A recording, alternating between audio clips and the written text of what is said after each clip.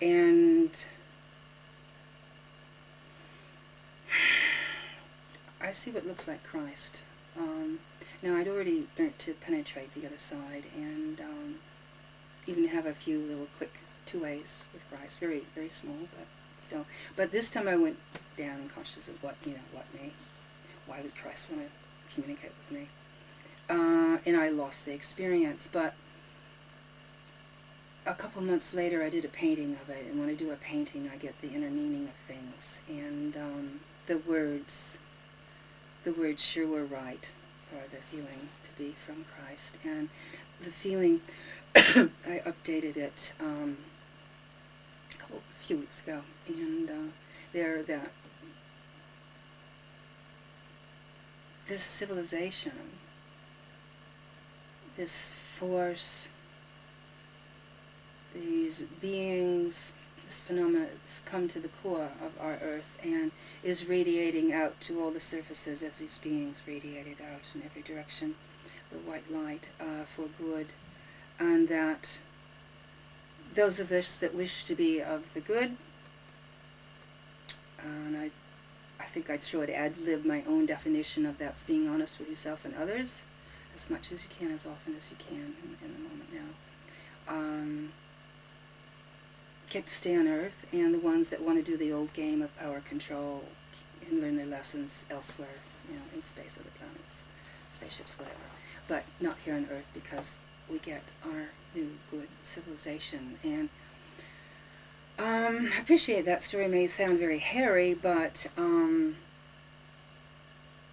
it's been uplifting, to everyone I've told. And that's why I tell it right at the beginning, so that we can have hope in a time when things that we perceive are not always things that give us hope for our future. But this one sure does. Sorry, got to use notes.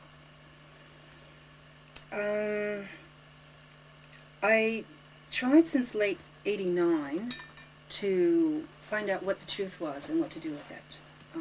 Just really had this passion for that. Formerly, I'd been in something called Subud for some decades, Sasila Buddhi Dharma, and that's where everybody of all religions, or virtually non-religion, can be together. And that was very wonderful. It was a spiritual thing. But then in '89, I just wanted to find out what's going on in the world. And so you can see the library, it's 75 meters of books. And that's been a lot of my path, the part that hasn't been experiential. And I'd say active listening. Dr. Thomas Gordon's written a beautiful book, PET, Parent Effectiveness Training. And active listening one another, when you talk with one another, is one of the most important things, because people need to be heard, we need to be heard. And when you listen with a really fine quality, wonderful things also come out of that person. And our civilization is a civilization of us all, so it's important for us to bring out the best things in each other. Then after that, with heavy doses of studying New World Order and ET, 5 meters each, I came to something called spirit releasement therapy, and this is really what I would say has really got it. That's notably one book by Dr. William James Baldwin called Spirit Releasement Therapy. For us in New Zealand, it's in the library system. That's this Māori's book, Remarkable Healing, so check them out. I'll say more about that later. But we'll do some general stuff first.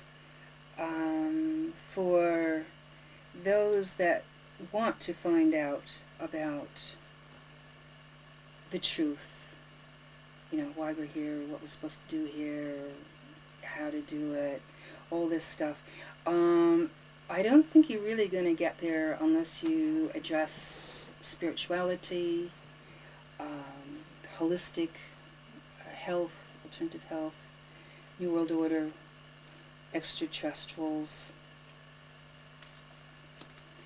How to think logically and how to consciously feel your own feelings all the time. I mean, this is as we can, okay? Hey, we're human, and definition of human seems to be not perfect.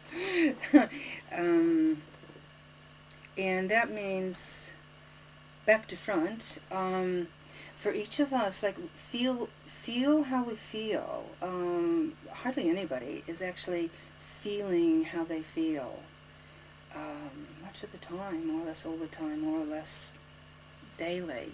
And I truly believe that there's something called universal mind or Godhead or Christ consciousness.